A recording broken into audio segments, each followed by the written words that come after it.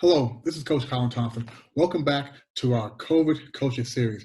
Guys, we're almost at the end. 30 for 30. 30 days, 30 messages from myself and other other coaches on how you and your family can not just survive, but thrive through your COVID outbreak experience. Guys, we have about 3 more episodes, and I'm very glad that we got some of our coaches back together on one episode. Live from New York, it's not Saturday Night Live, it's Tbird Luv. Live from North Carolina, we have Coach Caneisha. And today we're going to be sort of flipping the script and talking less about COVID, because as you know, if you watched our previous episodes, all of the great lessons and insights we've given have been framed for COVID, but they're more about life. So today we're going to be sharing more about our lives. And today we're going to have both coaches share with us their background, how they got into coaching, and more importantly, how they help people. So Miss New York, Miss Tbird Luv, please welcome back to the program and share with us your background. It's so great to be here with all of you, and thank you so much, Colin. It's really great to be here with everybody. And just from here, good morning. A little bit about me, just in terms of my journey. So my background has been a lot in the performing arts, also working a lot in leadership, particularly women's leadership. I work with a lot of organization and grassroots organization, and so think tanks, a lot of different groups. I've spent a lot of time traveling around the world, working with many different people, a lot also with indigenous people. And so I'm kind of setting the context in terms of sort of understanding a little bit about my background and how I'm this sort of eclectic style of coach, mentor, catalyst for people. I ended up getting to China a couple of years ago as a result of a lot of that background. I was invited to participate in a program called Give Women Voice Through the Arts. In a program in the middle of China with an organization called the World Academy for the Future of Women, which is all about accelerating women's leadership worldwide. And I was invited to create this curriculum for about a month to work with 120 youth around their leadership skills, but integrating aspects of the arts in that. So why I bring that to the table is because it's interesting. I think my holistic background in working with people, diversity, one of the biggest things that I found is that our biggest challenge that we face is really ourselves. And so I've been able to really craft sort of a style of, when you were asking about my coaching and my history, is really how to bring the best out of people, how they can see the best in themselves and actually take the courage, the steps to become that person so they can actually do the work that they're meant here to do. So I tend to be surrounded by people who really want to sort of contribute in a bigger way, whether they're in leadership or people who want to help other people or give to other people. And it takes a lot to do that. It takes a lot of to hold that kind of space for people who want to give so much more. And so I think my background in terms of just being able to travel the world, work with a lot of different people, as well as I'm really going to kind of honor that piece in terms of the creative arts background, as well as sort of a psychology background. I mean, I'm a lot older than I look, but I feel like because of my diverse background, it's really allowed me to create my own style of signature training and coaching for people, which is really helping them to really access their greatness and see their complete potential and have the courage to do that. And I think it's just come from my ability to step out into the world. I mean, I've had a lot of different experiences from working with so many different people, leading actual groups. I'm also a facilitator, and so I've been able to really learn a lot about people through interacting with them. I've been able to learn a lot about people because I also think that naturally, even as a child, as a young person, people just come to me for advice. And so I really just love helping people, and I've been able to weave it all together and create this sort of signature way of working with people to help them, I think, be in this kind of life that we're living in terms of now of transition and contribution and stepping up. And so it's kind of a little bit about my background. Yeah, thanks for sharing that. Yeah. As you mentioned, well-traveled, and I know when I first heard you speak here in Shanghai, well, I was in Shanghai when you're speaking, I definitely got the vibe that you wanted to, as you said, help bring the best out of people. And sometimes people don't have to do that themselves, but they want to do more. So yeah, thank you for your story. And Caneisha, I know you were in Beijing. I know you have a very interesting story as well, because you are in Dubai before you came to China in the Middle East. So please share with us your travels and your background. So, of course, what happened for me, I started this journey and kind of as a training spouse. Originally, I was very excited about leaving America at the time, like over 10 years ago, when my husband kind of came to me with this idea. And because of that, we actually faced something really hard in our marriage, uprooting. I think sometimes when you get in isolation, which I know this is what kind of this COVID has done for people, that is the time. I'm a God girl, so everything for me is God. I think that is the time God uses to reveal to you who you are, and you either deal with that and grow in it, or you run from it. And so in the midst of, we call it our desert experience, because we were in the UAE, my husband and I decided that we would grow in our experience. So I have this belief that when people go to the desert, you either go to transition or to like transform, or you're going to die in the desert. And so we transform our marriage. And because of that, I became a coach, because I don't know how. Instinctively, I knew I needed help, but I didn't reach out to a counselor, like a traditional counselor. I ended up connecting with a lady who did coaching/counseling. And in that time, she encouraged me. She was like, you should be a coach, because without meaning to, my natural gift is to encourage people.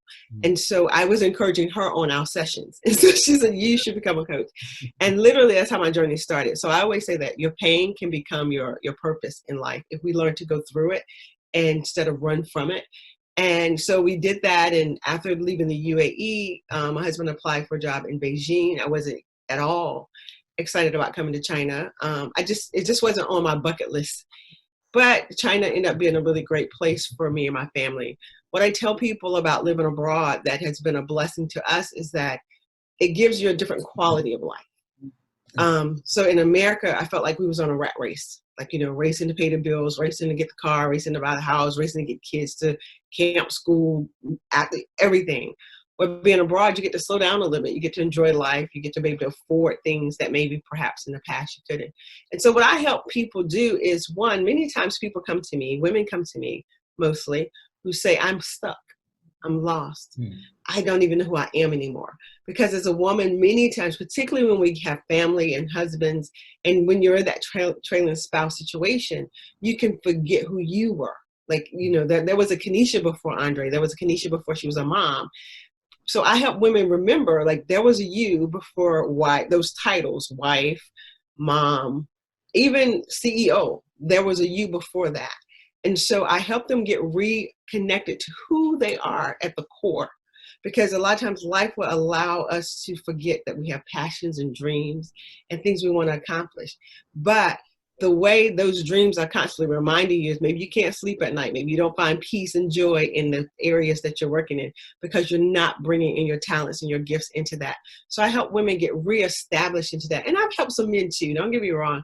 But I'll be honest, I find that when guys come to me, Tony Robbins said, people don't change until they're sick and tired. Or what do you say, like something about when the pain just gets too much, right? That's usually when I get men that come to me. They're like, okay, I can't figure this out. Help me out. So, but that's what I do.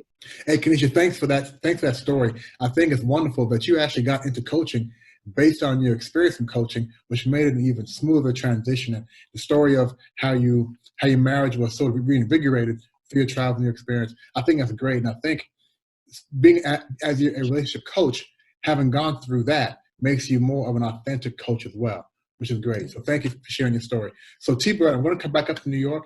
Can you give us more details about your particular kind of coaching? I want people watching this, our viewers, to really understand how you can help them and how they can reach out to you. Thank you. That's what's up. I'm really, first of all, I just love being around us. And I think we're doing different versions of really helping people just really empower themselves to be who they're actually meant to be. And I think one of my superpowers is I I really help people kind of access their courage and take the kind of unique risk that they need to take to create that change. Because I think change is probably the scariest thing for people.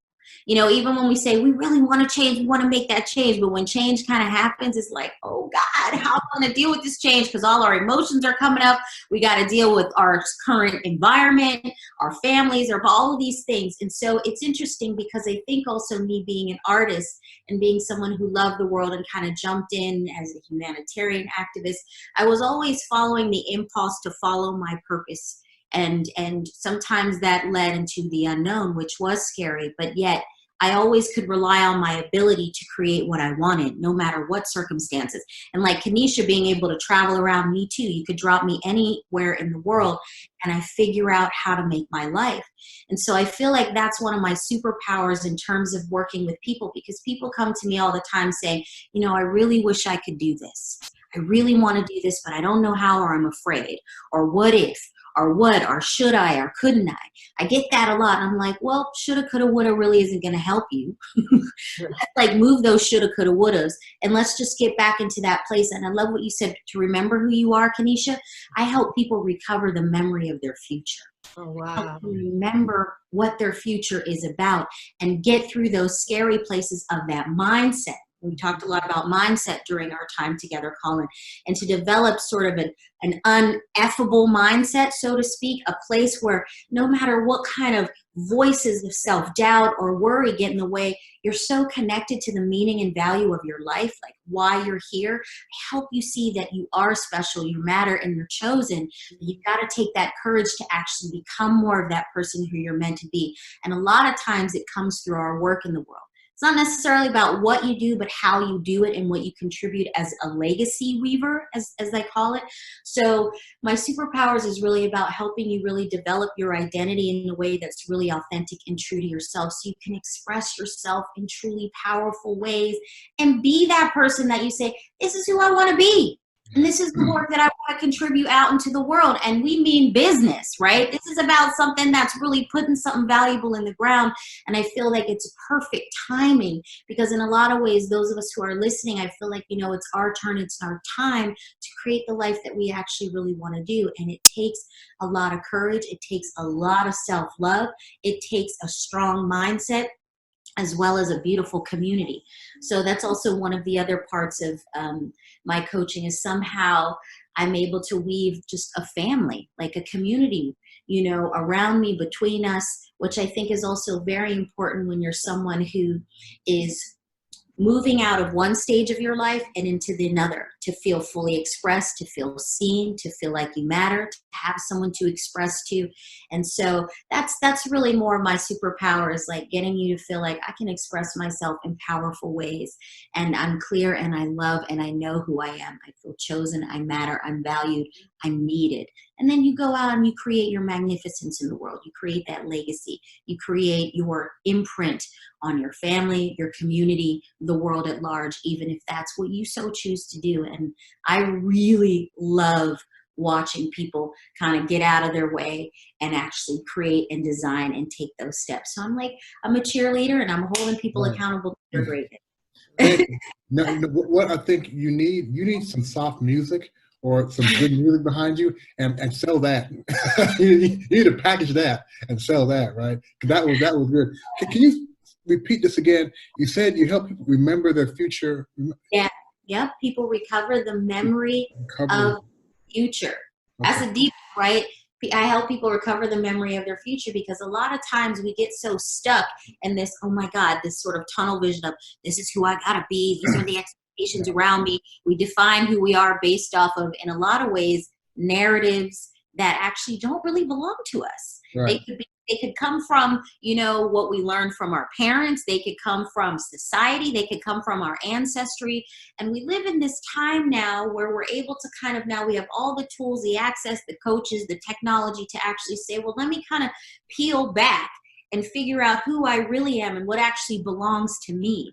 And that's the thing, is that I think more people are wanting to, and we need it to be more authentic and realize what actually belongs to you and what did you actually inherit and then are mimicking or living into.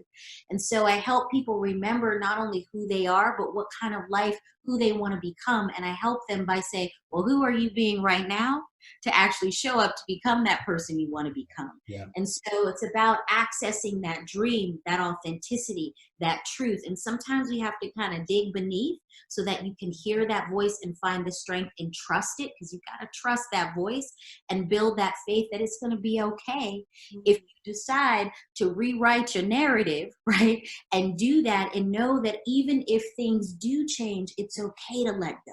Right. Because right. that's where the change comes. And people get so afraid of change because then they have to let go of an identity, even if it's not one that fully serves them, because it's that control thing, right? Well, at least I know what's going to happen, and we stay in our patterns. But when you don't know and you're letting go, it can get a little bit scary. So here I come to help them remember, what is it that you want? Right. How do you that you want, and how do you go about getting it? Want to create? Let's get it. But it takes practice. It takes wiring. It takes showing up. It takes getting honest.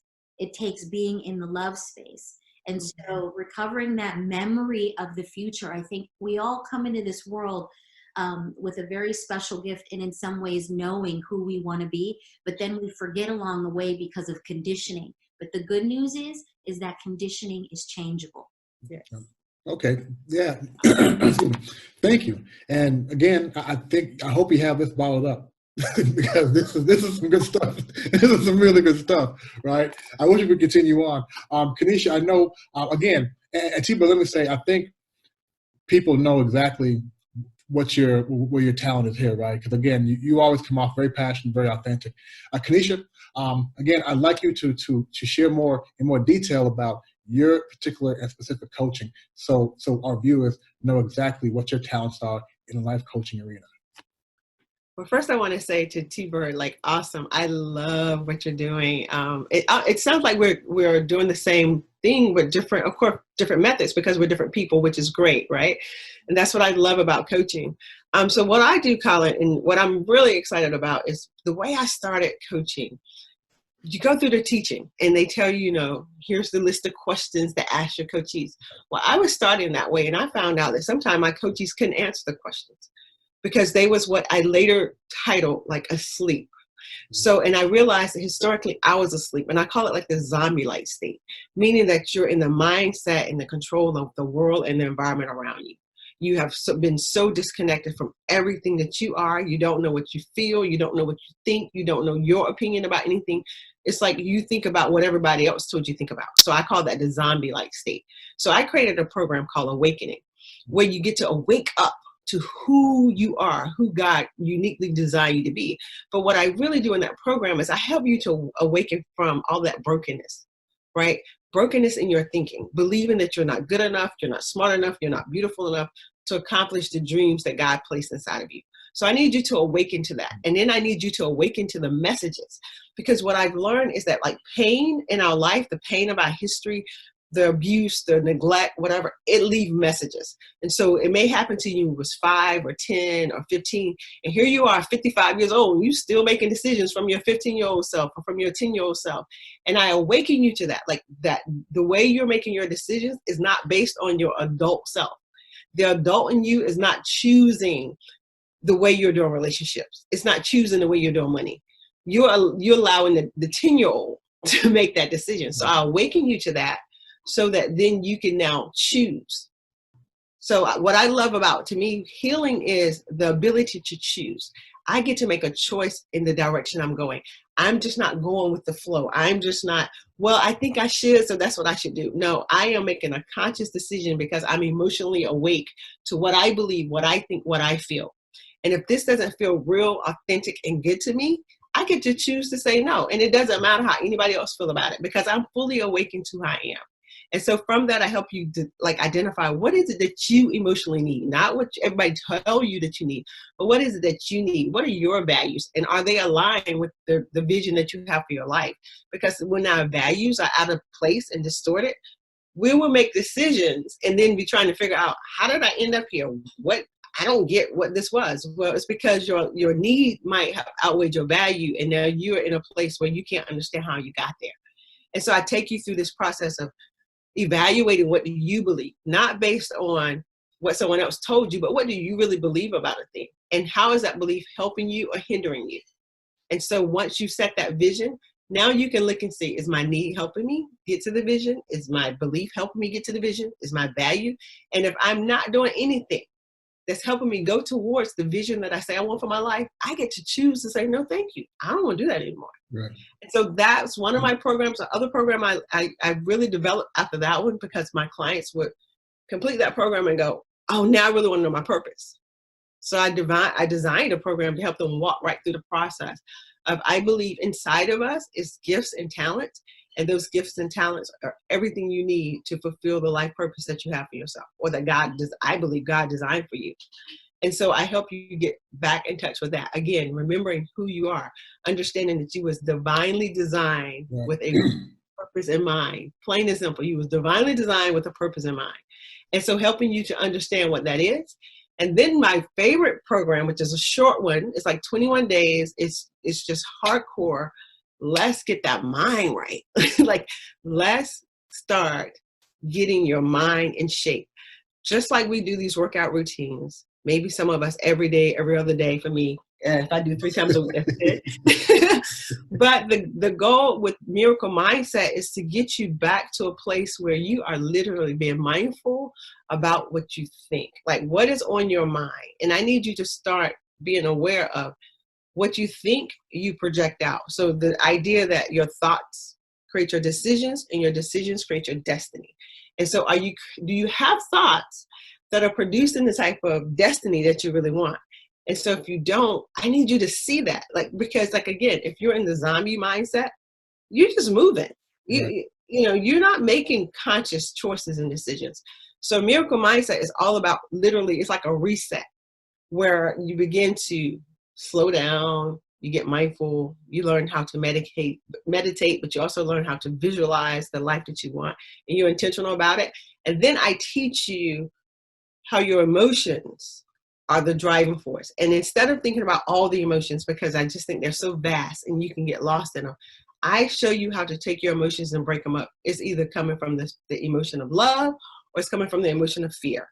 And so this is literally how I live my life. If I'm feeling overwhelmed, frustrated, sad, anxious, the anxiety that happens in your chest, I immediately go, okay, there's some fear happening in my life. I don't even know what it is, but I know at this moment, I can't make a decision. I can't make a wise decision. I can't make a choice. And so from that emotion, I just sit. And being a God girl, I pray. And then I start deciding, okay, I'm not going to move until peace, love, and joy shows up. And then I make my decision from choice. Make my decision from peace. Therefore, now I've made a wise decision, and I can be fully confident that I'm going in the direction I should go. Right. So that's what I do as a coach. I teach people that. And the benefit, what's so wonderful about what you're doing, or the way you do it, if I go to your website, I can purchase all these programs now. Yep. Absolutely. So there, yeah, and I've looked at some of those, and they're very interesting. I think in the future on Tbird's website, there should be one talking about our ancestors, because I know she had some very good. When you were speaking earlier, talking about our certain things, it reminded me of what she was talking before about the ancestors. So I look forward to hearing that online also. And as we move into the final question, I'm asking. It's a question, but it's not in question form. And as you guys know, we spent the last almost 30 days collectively giving our best insights, our best tips, our thoughts on how the world can make it through this time. We focused in on what's taking place inside the house. And I asked you guys to do what I thought was maybe a difficult thing at times, and to have all of our discussions in and around COVID. And we know as coaches, the lessons we're giving are beyond COVID. They're about life.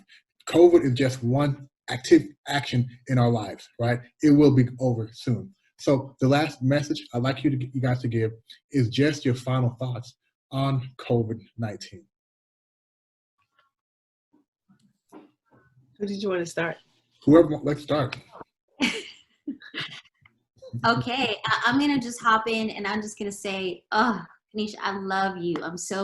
It's such a blessing when you know who you are and you know that you're blessed and you know that God's spirit has touched you and you live into that. That's what's up. That's that kind of energy. I'm so happy, blessed, grateful that you're on this planet doing what you do. And thank you, Colin, for bringing us together, because this is the kind of energy, the vibe, the people we need in the world right now, especially during COVID. What I feel grateful for in terms of what's happening right now is that in many ways we're getting a chance to reset. We're getting to feel our emotions and actually deal with them. A lot of us who have some access and have been tuning in. It gives us a chance to kind of look at what's important, even though the world is also in a very panic, fearful state. And so I happen to be someone who sees opportunity in everything, even in crisis. I look at crisis as an evolutionary driver. I see that through every pain, when you can see the opportunity, you can grow and gain the wisdom and then reshape. Remember, I'm talking about recovering the memory of our future. And when you were bringing in the ancestors, I look at my own ancestors, the ancestors of all of us, and what they went through in their time of COVID or whatever their crisis was, war, slavery, whatever it was, and how people made it through and who were the luminaries who moved us forward. So I'm always looking at that because I'm, this person who's contributing. And so what I've been able to do during this time is really to kind of ground in and get creative about, well, how do I respond versus react? And I think when we learn how the ability take responsibility, the ability to respond instead of react in that fear space, then all of a sudden we can come up with solutions. We can come up with remembering that we actually have the resilience and the capacity to move through the challenge and even take lead of our lives and begin to create it. And so one of the things that I've been doing since all of this, everybody, is I'm actually launching a 5-day event. It's a global event called the Impossible Summit. It's a global change agent event that's happening May 20th through the 25th. And I've been able to literally round up all of my global community of phenomenal pioneering forces who've been out there doing the good work. And we're coming together over the 5 days to talk about making the impossible possible and what that means for us as humanity. Well, what's next when all of this does settle? We can't go back to whatever that normal was, because that normal it was insane. Right. About what's going on, it's insane. There's climate change, there's economic equality, there's poverty, there's all kinds of stuff. There's sex trafficking. There's so many things going on that actually affect us. And so what we're doing is, those of us who are on sort of the front lines of helping to move things forward, is we're coming together to talk about the impossible. We're going to feature people who've done impossible things. We're going to have workshops so that people can gain their own skills that allow them to take that next step in terms of what their impossible vision, their dreams are. There's going to be projects and presentation. And so this is a way where we come together to actually recover the memory of our future, but also create tangible, practical things that we can do as a global community to actually shape the kind of future we want to live in once this stuff kind of settles down. So it's all about staying focused and what kind of future we want to live in, and the things that used to be in place, they all fallen down now. So if you want to join us there, you can check out theimpossiblesummit.com to find out more information about some of the incredible luminaries who are, whether they're doing refugee work or space exploration or climate change or healthcare. I mean, we have so many amazing different people who are really moving things forward, and we want to be able to bring inspiration, skill sets, tools, community together to say, let's take responsibility for the world we actually want to live in during this time of uncertainty and change and blessing in some ways that COVID has brought us, because we're all available now and we all are realizing, well, what kind of life do we want to live in? So we're just the ones who are like, well, we're going to take lead and start shaping that. And design that. Yeah, thank you, Tbird, because a lot of people have focused on, let's get back to normal life. Let's get back to the way things were before. And to be honest with you, I never thought about, because I know the new normal we're living in now is not how we want to live. We don't want to wear masks every day, especially here in China. I don't even call it that. Right. I don't claim that this is the new normal. Right. Not for me. Not for me. I agree. I don't like that term, but I never thought about creating a better normal. right? Which is a lot of what you were talking about. So, Caneisha, I'm going to come to you for the same question. Ask for your final thoughts on this thing, this COVID-19 thing.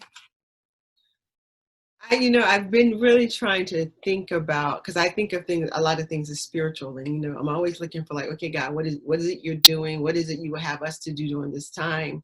And again, I think about the idea that there are times we have to be in isolation. There are times we have to slow down and be quiet in order to get in tune. And I believe like this COVID thing has created that for many of us. The sad thing is because people aren't used to quiet and still, they don't know what to do with it when their life is disrupted. So I really hope that people will begin to realize that it's okay to, one, not know all the answers, to two, to realize that what they're searching for out there is really right here inside of them. Like that God is speaking to them through their experiences, and he wants to show them all the things that are to be birthed from them during this time. So don't think of this time as a waste or, keeping you away from, stealing you from something that you should have been doing, would have been doing. You're right where you're supposed to be. And when people get that, if we can just begin to kind of receive and accept that, what's going to happen is that the mind will say, hey, I got this idea. Remember you used to want to do that? Wow, remember inside of you was this goal and this dream, and you'll start moving forward. Like right in my own family, to see my husband is literally reestablishing his business that he had years ago, and just it wants to be birthed again. Like there are things in us that want to be birthed, and we haven't been able to slow down long enough for the things to say, hey, here I am, here's my attention. I might need your attention. So that's what COVID has done. COVID has made us slow down to the point where we have to give attention to things that I believe God has put inside of us. God has called us for. I'm seeing it in my children. My daughter, she's 15 years old, and to see the things that are starting to birth out of her, the books, the imagination she has, and now well, Mama, I have time now. You do, write the book. My son is birthing all these ideas, and just knowing that, like T said, you don't want to try to recreate what was already existing. This is your time to now be open to what is absolutely possible, a different and a new way of doing things. And it's now time to reconnect to who you are and know that it's completely acceptable to introduce that person to the world. Right. So stop. It's no longer time to hide. It's no longer, think about the people who are the big business people, and they hide behind their titles and their, I'm the CEO. What are you now? You sitting at home. These actors and these actresses who are so used to being on stage, where are you now? You sitting at home in the garage just like everyone else. And so it grounds us. It's our time to be grounded and to get reconnected to who we really are, not these masks that we wear. And so I just hope that people really get that and start looking in and stop looking out, because what's happening a lot of times is we don't know what to do with these thoughts and these emotions because we haven't been taught. And so now they're being expressed out in just all anger. And I know anger is an expression of fear, and I want people to know they don't have to be afraid of different and new. And as T said, a new normal. Create it. Don't worry about what it's going to look like. Decide for yourself what it's going to look like, and then design it. Just design it, because inside of you, you can do that. And so I think COVID has allowed us the opportunity to reconnect to that part of ourselves if we will let it. Yeah. So when I hear people say, I'm bored, I'm thinking, baby, you need a vision. Because if you had a vision, you don't have time to be bored. Listen, I was up to like 1 a.m. working on my vision, had to get up this morning. So I don't have time to be bored. I'm like trying to buy other people time, literally. So so if you're in that place of, because you're home and I'm tired of these kids, first of all, this is an absolute great time to be grateful. Because I don't know when there was a time when I could have spent this much time with my mom in the past. So I'm here in her house now. We've been abroad for 10 years. I haven't had this with my mother. And my mom hasn't had this with her grandkids. So it's just absolutely time for us to awaken to everything that we can be grateful for, and to realize inside of us all these gifts that are screaming to come out. So just sit still and allow it to be, so that you can get the best out of this time. And Caneisha, thank you for that. And I think from both of you guys. The message, your final thoughts have been very consistent in what you've been teaching us over this last month. Same thing, having purpose, having a proper mindset. Now remember, not even a happy mindset, but having a strong mindset. So I want to thank you guys personally, because if I'm correct, about 30 days ago, I put the call out and said, hey, coaches, let's do this. Let's use our talent and our experience to help other people. And you guys instantly said, I'm down. I got you. And you guys appeared, at least, I think this is your 4th time on here. So I want to personally thank both of you guys. And the feedback that we've gotten from our viewers, people have been watching and people have been taking our lessons. So I'll try to get some of that feedback to you guys, but I want you to know your time spent here has been appreciated. And because this is on video, it lives forever. So now as people are still going through this COVID time or life, they can go back and watch your insights and tips. So I want to thank you guys for joining us over the last 30 days. And I look forward to working with you guys again and talking you into being part of our 40 for 40 COVID coaches. So thank you guys. Bye-bye. You're welcome. Thank you.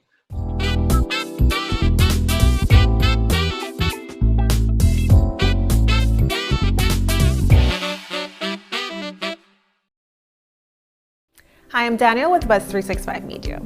We do in-person and remote live stream video productions.